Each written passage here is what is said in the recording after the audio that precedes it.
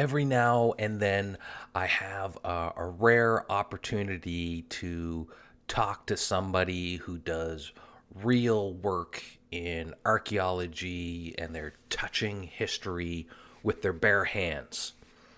And I had such an opportunity come by a short while ago. And even though it's not following our season two topic, it is very much a part of history, and it is definitely a part of popular fiction and its intersection with history. I had an opportunity to talk to an archaeologist and one of the main archaeological people assisting with a dig in Carlisle, England, as they dig up a Roman era fortification. And through the course of that discussion, it covered a specific emperor who is involved kind of tangentially in our own popular fiction, which is, of course, the greater topic of this show. So, people who are fans of Roman history and popular fiction and movies have no doubt seen the movie Gladiator and Gladiator 2, which literally just came out, I think, a few months ago. Well, the primary kind of Roman emperors that are the villains in the Gladiator 2 movie are emperors Geta and I think Caracalla. Well, the father of those Roman emperors is the main person who's in the era we're about to talk about. And I just couldn't stop myself when I had an opportunity to talk to somebody who had been posting amazing finds that they've been digging up from this place literally today. So I reached out to them through the forums just to say, hey, are you interested in maybe being on my podcast and getting interviewed? And they were definitely interested. And we, despite the technical difficulties of working with people who are in kind of a remotish dig site where wireless signals isn't all that strong, we worked through that, and I was able to get this interview together. And if the audio sounds a little off, it's because these people were kind enough at the end of the working day to make time out of their day at the end of the day to still be part of this interview. And so I'm going to share that interview with, pardon me, I'm going to share that interview with you now. And if the audio sounds a little off, again, they're in a room in a dig site, so it might be a little echoey. I tried to play around with the audio, clean it up, and if the audio sounds a little chopped or cut in a few places, it was because I found myself as I was listening to the audio that I was so awed by the discussion and what we were talking about. I was just saying, wow, over and over and over again. So I had to go through and chop out all the excessive wows. So if the audio at times sounds a little cut, it was probably because that was me editing out one of my wows I was saying, as I was just amazed at what they're pulling out of the sand and holding with their bare hands. So I'm going to share that interview with you right now, a little break in the middle of our series that we're working on, and we will start up again next month and finish off our series. But for now, here is Uncovering Roman Carlisle.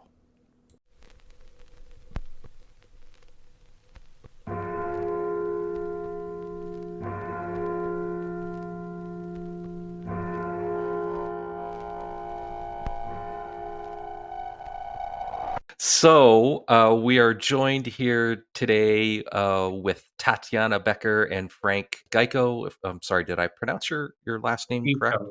Geicco. Geicco. Geicco. Great. Yeah. Great. Thank you. So maybe first, if you don't mind, just tell us about yourselves, who you are, what it is you do, and what is Uncovering Carlisle? What's that like?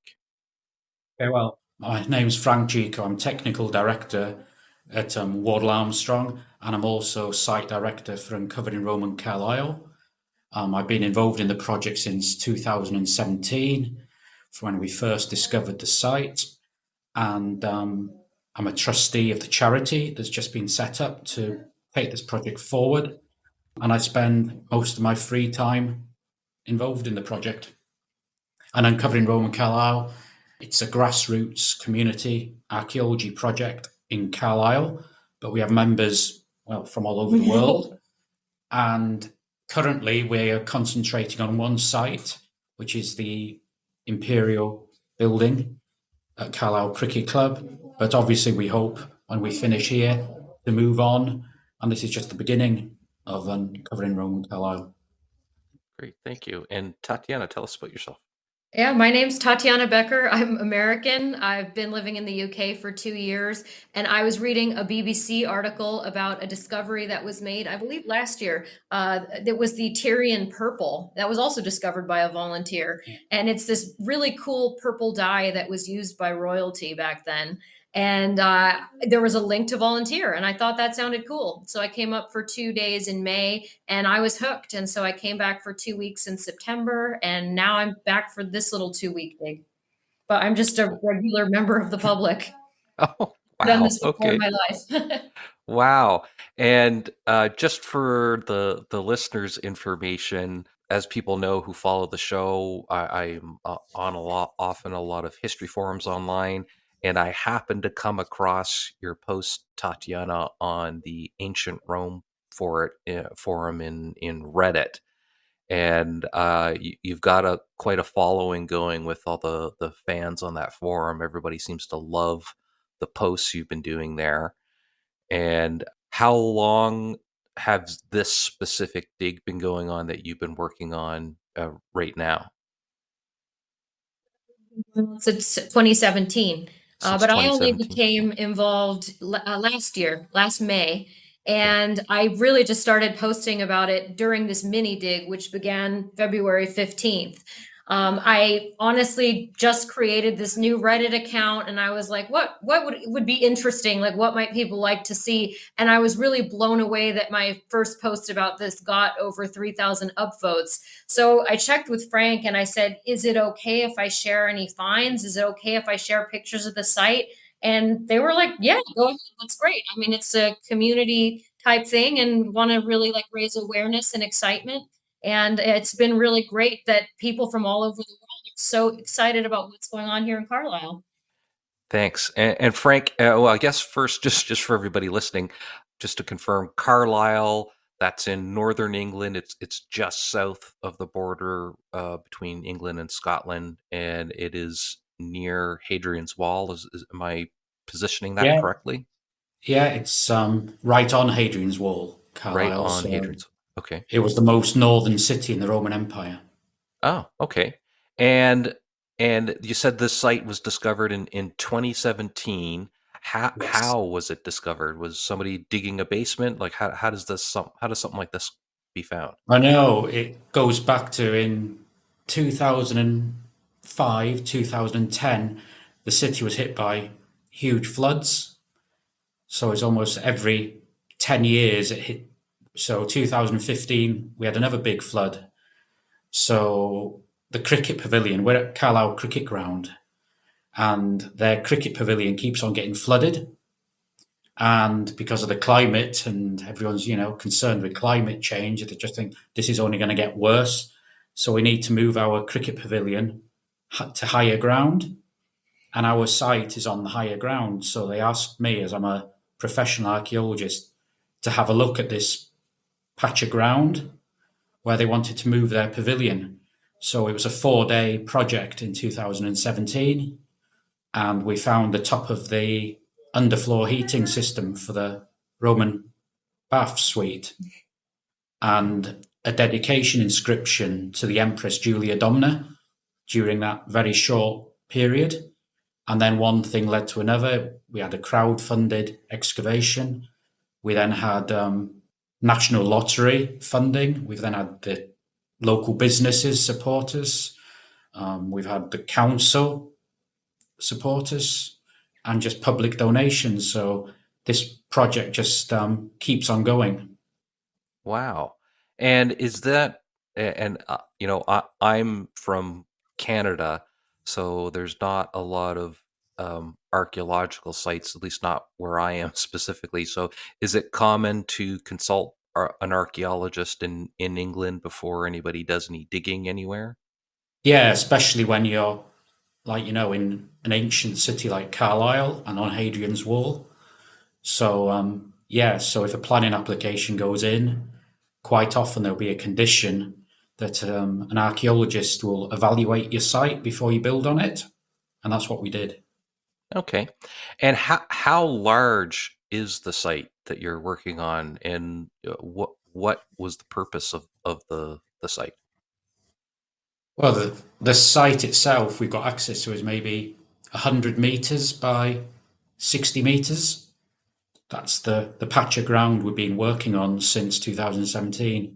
The building itself is about 50 meters by 60, and we've only got two sides of the building. The other two sides we can't find because we have a road to the west and we have a road to the east, so we'll never be able to find out the true size of this building, but we have the north wall and the south wall. And as the project's developed, we've now got a road to the south of it. And now we found another ritual complex to the south of the road. And to the south of this ritual complex, we've now got a new road. So the site keeps on growing. Wow. So we've got an imperial building and that sort of thing. So how old is this site? Like when was it founded? Do we have an idea about that? Well, we have prehistoric flints on the site. So the story could Okay. go back to prehistory, and we have some Mesolithic and Bronze Age material. But the Wow. real story starts where we actually find structural things is the time of the Emperor Hadrian. So we have the road put in, Okay. some buildings, and a small bathhouse. So you're looking at the mid 120s AD. That's Okay. when, So this would be that's what the five good emperors, is that what commonly known yeah, as? yeah, Hadrian, yeah. And obviously he builds the wall. So all this is linked to that sort of period when the northern bit of England's totally controlled by the Romans. And Hadrian decides, this is the end of the Roman Empire. He builds the wall. And we've got this road that might be heading towards a Mile Castle, which is Mile Castle 66. And there's a small bathhouse built that might serve the Roman fort at Uxellodunum, which is just to the north of us. And there would have been the Stane Gate, which was this important east-west road that goes right across the country from Carlisle to Newcastle in the northeast. And it would have crossed the river on probably quite an elaborate bridge. So even in the Hadrianic period, it was a prominent piece of land in Carlisle. Wow. So this is quite a big, so Carlisle and this site and the road. So this has been inhabited for well over 2,000 years, the region, and there's you mentioned flints and things like that, and then we've got the Roman forts and some of the kind of buildings that would have supported the people that lived in the forts. This is what's kind of being uncovered around here. Yeah. So we had bakeries and lots of consumption of beef and racks of steak, and we have all the animal bones. They were eating lots of beef and a bit of chicken, a bit of pork. So we find all the bones from that consumption. We find amphora from the wine they were drinking. We also have amphora for garum, which is this fish paste they had with their meals. We find the pottery, the coins they lose, bits of jewelry. So it was a really bustling place in the Hadrianic period. And then obviously in almost 100 years later, it all changes again in the Severan period where everything's demolished and they build this huge monumental building. So, and this monumental building, is it a monument to somebody from the Roman pantheon? Is it a monument to an emperor? What is? Do we know anything about the use of the building? Well, it's unique in its plan, so it's really is a one-off, and it's very high status. The walls are huge. It uses this African North African building technique where they use vaulting tubes to create these big domes. It has lots of glass. It has frescoes inside it. Like we said before, underfloor heating. We had the Tyrian purple, so we know it's a very special building. And from the size of it, like I said, it's at least 50 meters by 60 meters. So it's the biggest building north of York in the Roman Empire. We also have these imperial Wow. stamped tiles. So there's a lot of things telling us that something really important is going on here in a very specific period of time. And the period of time that this is happening, do can you paint us a picture of any, what was happening in the Roman Empire at the time? Something to kind of give us context of what else is happening in the larger world. Do we have an idea about that? Well, there'd just been a huge civil war, and the winning emperor was Septimius Severus, and his main rival was an emperor called Claudius Albinus, who was the governor of the province of Britannia.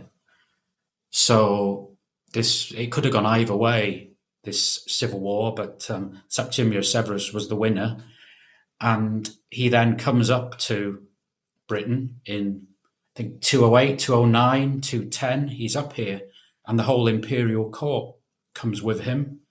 He has this plan to basically conquer all of Britain, which would have been all of what is now Scotland. So he's coming up with potentially 50,000 troops. That's what the historians say. He brings his two sons, Geta and Caracalla, and he brings his wife, Julia Domna. And we know they're based at the legionary fortress in York, but we now think they may have spent time, maybe just for a very short period, in Carlisle. And this building is somehow linked to that because we have these really strange imperial stamped tiles, and we have a fragment of a dedication inscription to Julia Domna, and the dating of the building is very early 3rd century. There's other things going on. Carlisle becomes a city. It gets civic status at this time. So it all ties in with something that might have happened during a royal visit. So there's a boom in Carlisle. There's lots of building, and this building here is all tied up with it. The fort itself in Carlisle at Lugavallium is rebuilt in stone. It was a timber fort, and the forum would have been built because every city needed a forum for the councillors. So there's something strange going on in Carlisle at this exact moment when we know the emperor was in this part of the world. So that's the story. That's fascinating. Yeah. So Severus comes up with 50,000 soldiers, legionaries. He's just won the Civil War. I think it's called the Year of the Five Emperors, and he's come up with his family to kind of put his personal stamp here and remind everybody who the emperor is. And Carlisle would have been a stop or a likely stop that he was at, with his 50,000 soldiers, and so this place becomes kind of a boom town while he's there. Yeah, and that's why we have things like the Tyrian purple, that was worth more than the weight of gold, more valuable than gold. It was, one of the most expensive things that money could buy in that period. And by the 3rd century, the only people who could use Tyrian purple were the imperial court. Wow. And so this is the stuff that's made from, like, a dye that's made from a specific type of Yeah, snail or shellfish, shellfish in the yeah. Mediterranean. It was a Yeah. huge industry. Wow. We have And you mentioned, yeah, the go other ahead. thing that we find is we have the gems from the site. And we now know it's very likely there was a school of gem cutters in Carlisle at this exact moment. And it's nice to think that Wow. these are the hangers on and hawkers that sell things when there's lots of people suddenly in somewhere with lots of disposable money. So they may follow the court up with all these, we have an architect coming up that knows how to build in the North African style, because obviously Septimius Severus is from Libya. And this is one of the earliest places in Britain where we find these vaulting tubes that are quite rare. So there's loads of circumstantial evidence to suggest that there is something going on here that could be linked with this known imperial presence in this northern province. Great. And I wanted to just talk about that a little bit because Septimus Severus, he's if I'm correct, he's one of the first, if not the first, kind of non-centrally Roman emperor. And I think you mentioned he's from North Africa. Is that Yeah, he's from correct? Libya, and his wife, Julia Domna, she's from Syria. And these North African vaulting tubes, I saw pictures of them on the Reddit post, and that's actually what drew me to this, to reach out to Tatiana. I'm fascinated by these North African vaulting tubes. Can you talk to us a little bit about them? Can you share any more information about them? How are they used? Where are they made? That sort of thing. Well, they're made, they would have been made locally. I think there was a tilery set up very close to here to produce all this stuff. They're basically a tube with a nozzle at one end that fits into the next one. So they basically you could form a former for an arch with them. And the idea with them is that you can build an arch really quickly without using huge amounts of timber. Because if you're building a traditional stone arch, you need lots of timber to support it. With this, it's very lightweight. So we're not, obviously, somewhere like Libya is not full of forests that produce lots of trees. So it's a type of building that's been created out of necessity. And they were still building, and I think they still do use this technique in places like Algeria and Morocco to this day. So it's also very thermally efficient because these tubes are hollow. So you've got heated floors, you've got box flue tiles heating the walls, and then you've got these vaulting tubes forming the roof, in effect, that are hollow. So they would be very good at insulating a building. So it's a very clever, efficient way of That's building. fantastic. Wow. That's super fantastic. And man, that's just amazing.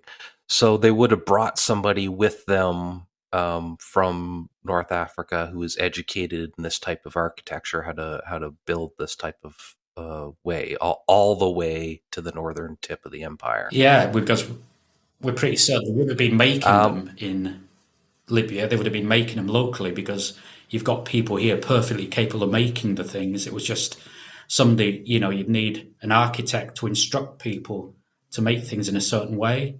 So that's the really interesting thing. And you've mentioned these flutes, which you talked about. You talked about uh, these imperial stamped Yeah. tiles, and you've mentioned some of these local gems and kind of the animal bones, so you can get a sense of the diet.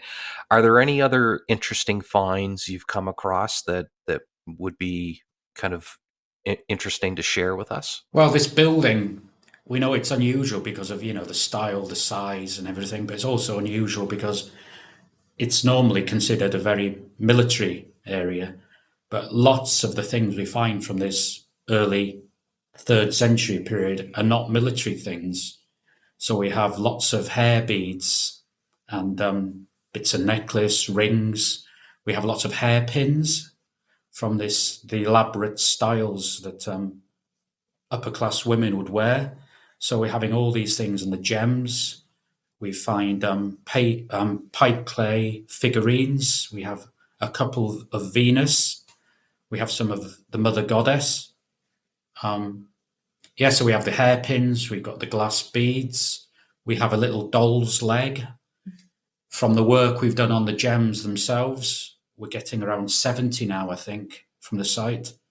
We can start to say, well, that gem was probably worn by a woman, that was probably worn by a soldier, this one was probably worn by an adolescent girl, this one was worn by a child, from the size of the gem to actually what's on the gem. So you can do a lot of work on the imagery and why somebody would wear a specific type of intaglio. So this was far more than just a spot that the Roman emperor stopped at and moved on. This was a place, like a hopping place that had its own upper class people living there permanently, at least long enough to have children. This is what you're Oh, the finding. children came up with them. So we could be really lucky that all this stuff is being lost in a very short period of time when there is all this activity. So it may all relate to a period of maybe 5 or 6 years, because then the building is suddenly heavily modified and bits of it are demolished as if it's built for a specific purpose. And then once that purpose is gone, it possibly became a bit of a white elephant. So then the building has to be given a new function. And then it does gradually change more into a building with lots of admin and military type things present. So the hairpins, because of this. And where do you find things like you're finding like stones and hairpins? Are these things that would have just fallen on the ground and been left there, or is there like is there like a Roman equivalent of a garbage dump? How are these things kind of The found? vast majority of the gems and the hairpins and the beads have come from the main drain that came out of the bathhouse. So they're being dropped during when they're just bathing or when they're in the very hot saunas. And we know the glues they used to stick the gem into the rings was a vegetable based glue that when it gets into a very hot, sticky environment, it loses its stickiness and the gemstones just fall out. And then it gets circulated in the water system, then it goes through the latrines and then into the drains. And we've excavated thousands of buckets of drain fill. We've gone through them 3 times to pick these tiny little things out. And that's where we found all this material. We have found a couple from non-drain deposits, but the vast majority have come from the drain. There's a group of volunteers that are meticulously wet sieving. So like they have these sieves that look kind of like what you use to strain pasta in your kitchen. And they are just going bucket by bucket through. Yeah, so we miss nothing. And what kind of gems do you find? Like, are these just polished stones, Yeah, they're or are polished. these No, diamonds, rubies, they're garnets? basically, we've got one sapphire. Most of them are stones like red jasper or carnelian. So they're semi-precious stones. There was a really pretty one that we saw the other day that was onyx with Nicolo, I believe, and that had a design of a greyhound. And something interesting that Frank taught me is that this was kind of also a way for them to do their version of Apple Pay. That you could stamp your intaglio when you went somewhere, and so that was like your IOU, that it Yeah. was you that owed that money.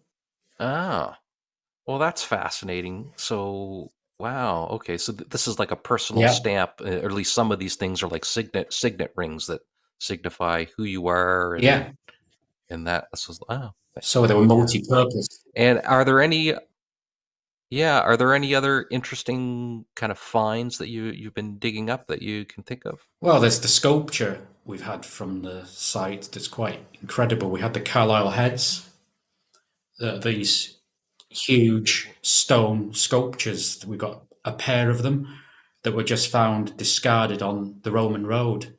So when they've been quarrying the building, they just left these 2 stones, and they were actually found by an American volunteer. Not me. No. And how about you, Tatiana? What's the most fascinating thing you found while you've been there? Oh, to be honest, my favorite personal find is this H-shaped piece of metal that nobody knows what it is. And when I found it, I shouted, "Oh, I found a thing." Yeah. And it's funny because I mean, that was, what, 6 months on, and now we still call it the thing Yeah. because nobody knows what it is. No. And how big is the thing? It's just about the size of my hand, but it's heavy and it looks well made. And in the beginning, we were speculating it could be like a bit from a horse's bridle, or maybe it could be some kind of like a pull from a drawer. But I mean, Frank's shown it to a bunch of people, Yeah. and nobody seems to know exactly what it might be. No. And is it made from brass or bronze or iron? Do we have an idea about that? It's bronze. Bronze. Wow. Cast bronze. Yeah. Okay. But I've Cast. also Okay. found I found some bits of Roman glass, and that's really interesting to see. Like, you can tell that it's Roman glass because usually one side is kind of coarse. It's from the way that they manufactured it, and it'll have some bubbles in it. But my understanding is that Romans were great about recycling things, and so they would melt down glass that broke. And so it's actually kind of rare to find glass. It's neat to see that. It's also neat to see the Roman concrete. They recycle there too. There's bits of tile and even pottery mixed in there. Yeah. And the glass they used for the windows was imported from Syria and Egypt. So that's what I was wondering. So it is actual glass windows. It's not like a glass jar or No, the glass beads windows. for decoration. These glass windows. Wow. For all I've seen, all you see when you're looking at, movies or TV shows and they kind of show the Roman era, I don't think I've ever seen a glass window depicted in anything. So it's not something that's ever pops into my head. No, it was very expensive, and they're not making the actual glass here, but it was probably coming up in barrels of broken glass that they were then melting on site to create the window panes, because we have a mixture of two types of glass in our window panes. Wow. And so that's definitely not something that the everyday Joe affords. That you got to have money in the pocket to have Exactly. glass windows. Yeah. Wow. We also have some lovely candles. And so candles, so like beeswax candles, but how? Yeah, because most people think of the Romans having oil lamps, but for some reason on our site we have candlesticks that are, again, a very unusual find, and we've got two almost complete, beautiful little pottery candlesticks. That's fascinating. And the things that you dig up, where do they go? Like, is there a museum people could, if they're in or around Carlisle, and they wanted to see this, where could somebody go, or can they go somewhere to see this stuff? Well, we did have a big exhibition year before last, where the heads took centre stage and they looked amazing. We have no museum currently, and work's going on behind the scenes, analysing all this material. We're hoping, one of our goals is to get a museum to display all this material. And next year, in 2026, we're hoping to have another exhibition in Telly House Museum, which is the main museum in Carlisle. Wow. And the dig itself, is this something that people can go visit? Like, is it like Pompeii where tourists can go and see sections of the dig, or is this kind of a closed off area? No, we have some of the volunteers trained as tour guides. So when we're working on the site, we have people down every day, and we have guides working from sort of 9 in the morning until 4 o'clock in the evening every day. But obviously we're not on site all the time. So when we finish each season, it all gets covered back up again in soil. And then we come back and spend the first week or two removing the stuff we put back last time, which is quite soul destroying, but it's the only way we can do it. So why is it covered up at the end of the season? Oh, to protect it.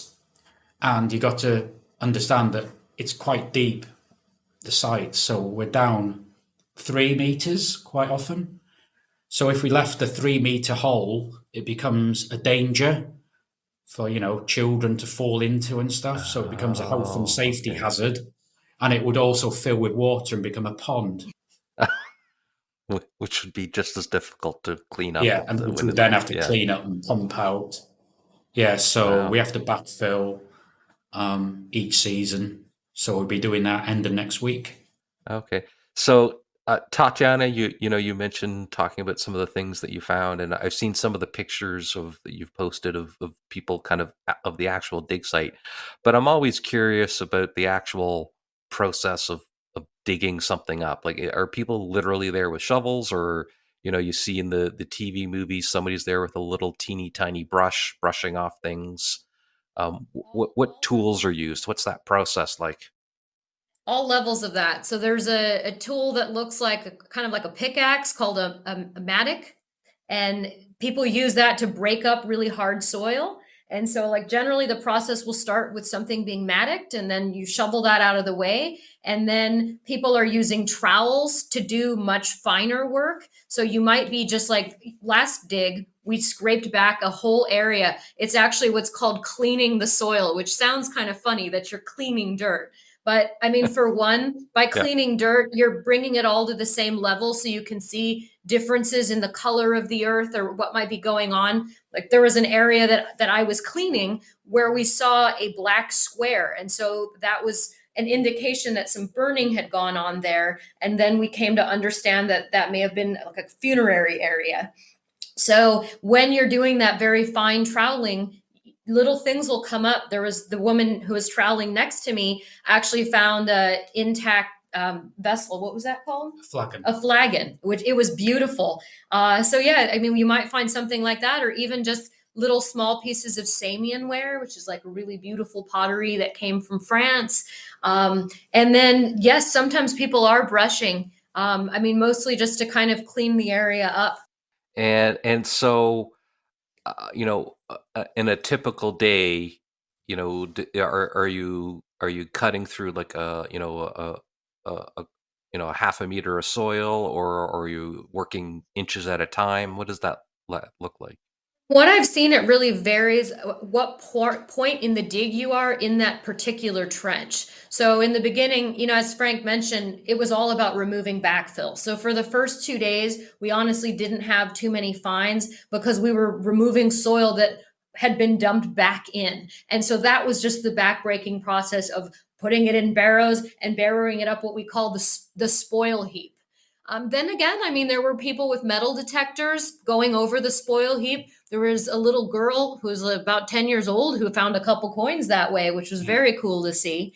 But then as you get into what they call the archaeology, like the new levels, then you're going to be much more careful, and you're going a lot slower. You're removing the dirt a lot more slowly, trying not to damage things until you kind of figure out what's there. And then if you determine there's nothing there, then maybe it can be mattocked. And yeah, you've mentioned some of these things in the past earlier, and I'm kind of fascinated by some of these things. You talked about, I think, a piece of a child's doll, things like that. Those things kind of tell a little story about life that was there. We had children there. They played with dolls, which may not be something people would think about, but you just kind of take for granted working in the material all the time. Have you found anything interesting like that that tells a story about life and what was going on? I mean, you mentioned the jewelers that were there, and this kind of doll's toy. I'm fascinated about some of those things. If you can think of anything else that would be interesting to talk about. We found a lot of tiles with animal prints. So there's tiles that have footprints from big dogs, but then also maybe deer. There was a child-sized footprint from the with the hobnails. So like the hobnails would be kind of imagined soccer cleats, the way that they would stick out of your shoe for better grip. And so it's funny to think about, how did these things get into the tile factory? Like, were people trying to chase this dog? Like, they obviously didn't have a really good way to keep things out while the tiles were drying, and they just let them sun dry. Okay, and this tile, this would be a like tile that would go on a floor, or would it be like roof tile? What would be the use of that? Most of the tiles are for the pili for the hypercore system. So they form columns that the underfloor heating works on. So basically, there's a grid pattern of these square pillars of tiles that support the sandstone slabs that would then have concrete on top of them. So these are where we have the Imperial stamps on. But we have, like Tatiana was saying, we have so many types of animal. We have cats, dogs, birds, rodents, children, deer. Wow. Yeah, And incredible. the tiles were all made locally. So this is Yeah, all life that was happening right around the tile factory. exactly. Yeah.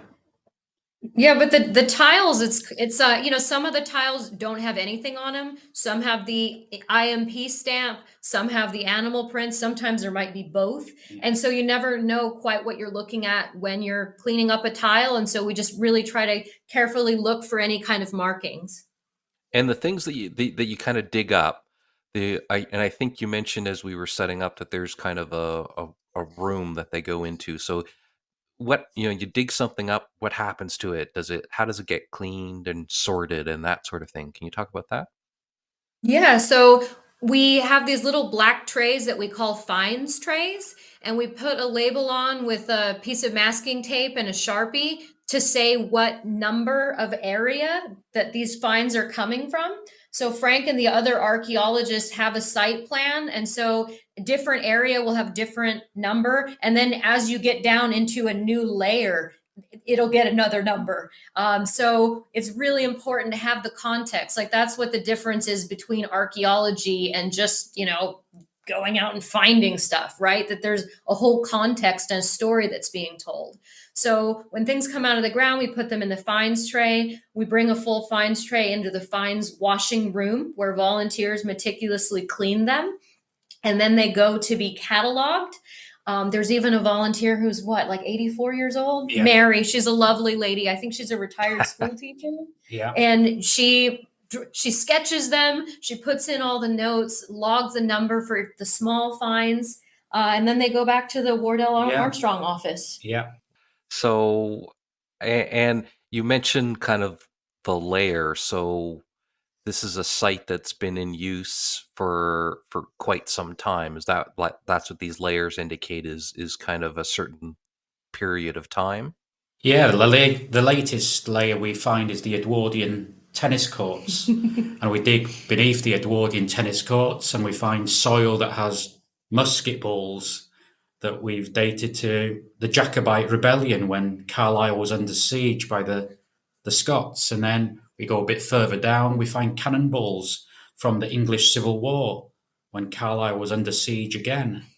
Then we go beneath that and we find medieval pottery and some medieval coins when the site was being quarried to build the city walls and the castle in Carlisle.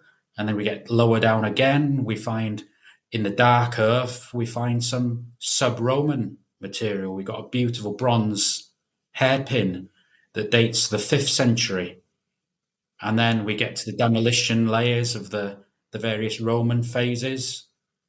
And then we get to the Severan, and then we get to the Hadrianic, and then we find at the very bottom that sort of orangey sandy clay, which is what we call the virgin ground, the natural. Wow. So how far down do you need to go to get to that virgin ground? In places, it's about 3 meters, sometimes 3.5 meters. Wow. So like a full building story of deep.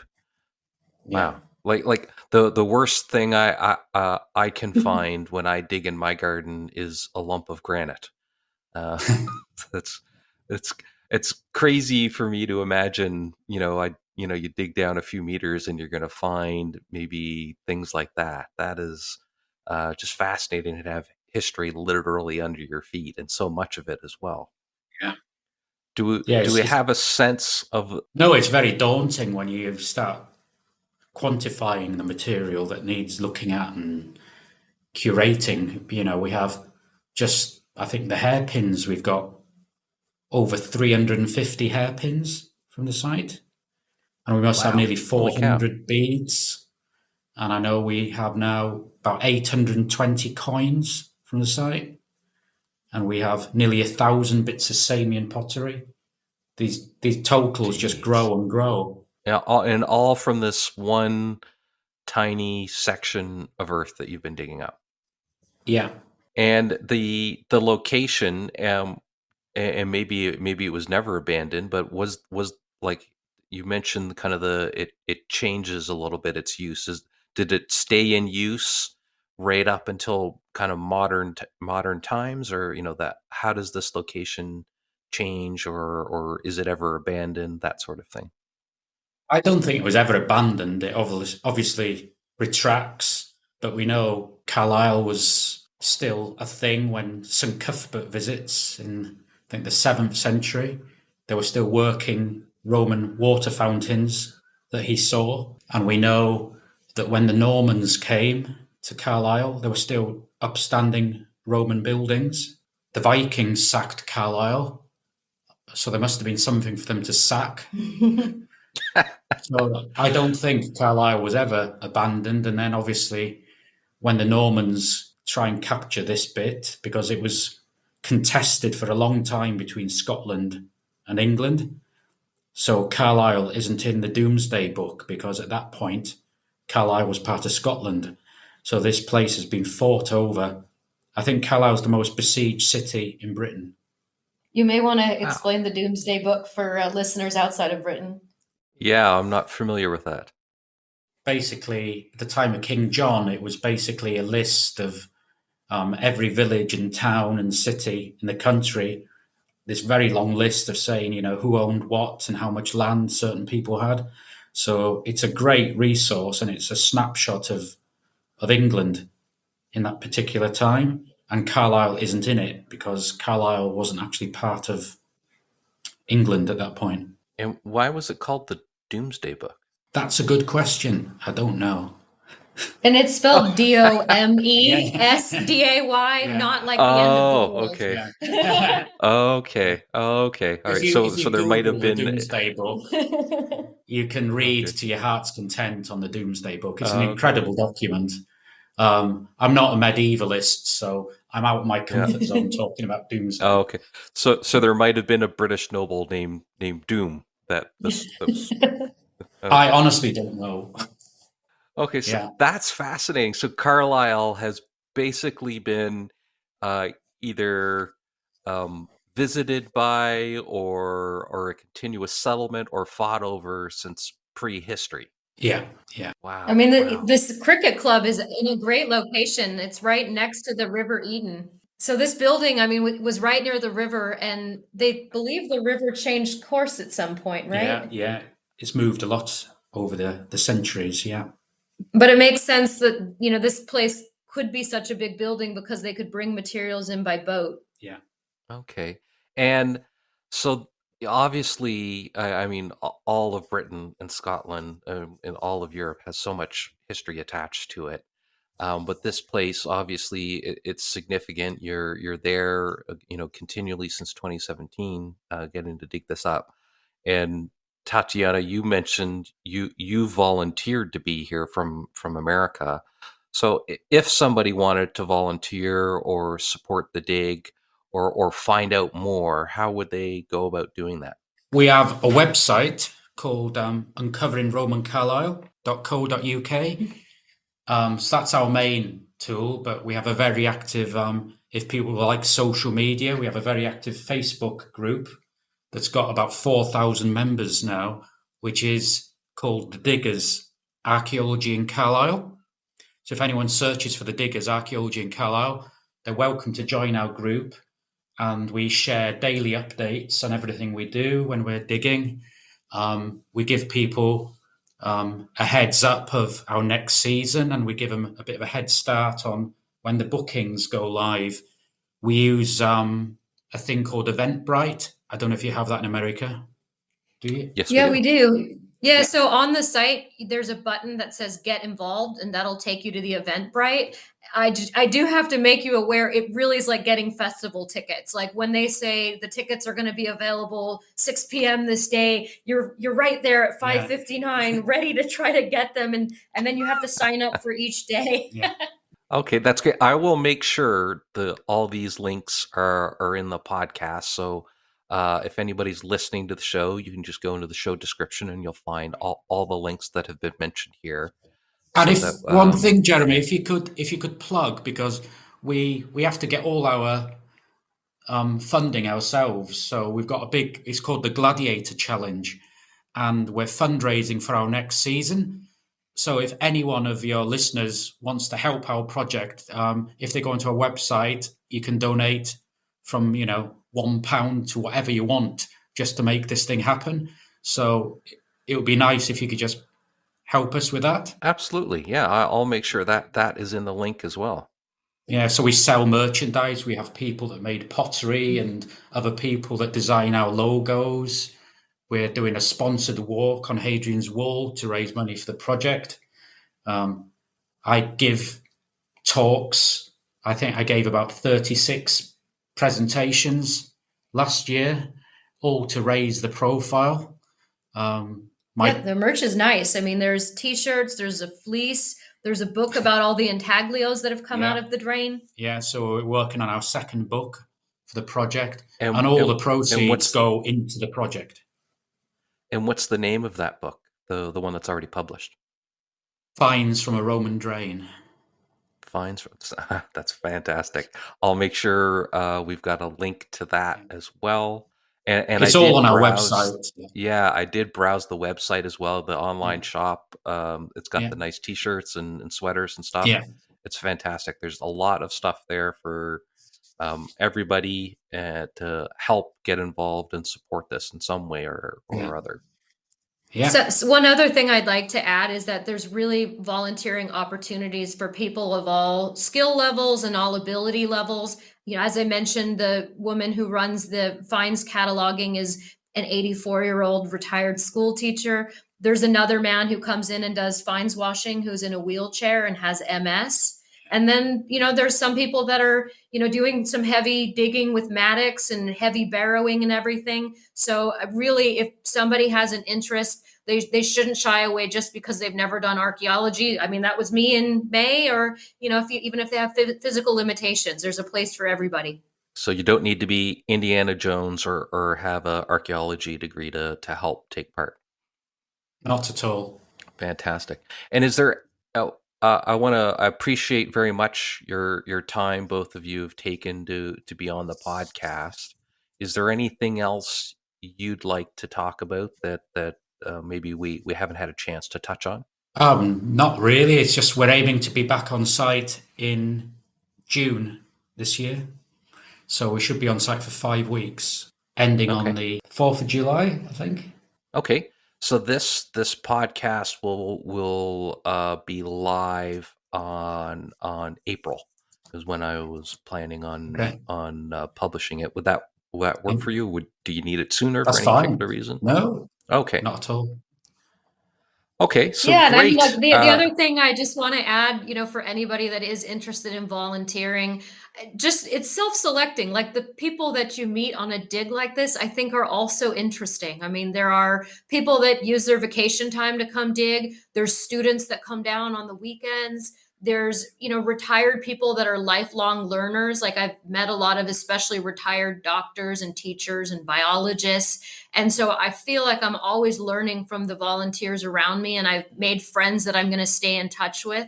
And, sometimes you might be digging for an hour or two and not really find anything, but it's really like a little bit like fishing. Like it's all about you're outside, like breathing fresh air, getting some exercise, chatting with people. So I really couldn't say enough about how wonderful of an experience it is. That sounds fantastic. I'm very jealous that I am not anywhere nearby, but I hope someday to get to England. I'm especially keen to visit Scotland sometime, so Carlisle's not too far away. So hopefully I No. can stop by when I have a chance. Okay. Thank you so much for your time, both of you. It's been a pleasure talking with Okay. you, Frank. Thanks very much, Tatiana, for helping to arrange this on your side as well. I really appreciate it. Well, thank you, Yeah. Jeremy. I'd like to thank Frank Geicco, who's the director of the Uncovering Roman Carlisle dig site, and Tatiana Becker, who is one of the volunteers working at the site, who helped organize the interview and coordinate it from her end. You two were fantastic. Thank you so much, Tatiana. I love seeing your posts on the Ancient Rome Reddit forum. So, everybody, if you're at all interested, please go to the links in the description of this podcast, and you will find information there on how to take part in or even volunteer for and help to support the Uncovering Roman Carlisle site. And see everybody the first of next month as we wrap up our series on the history of jazz, New Orleans, and Storyville. Thank you, and goodbye.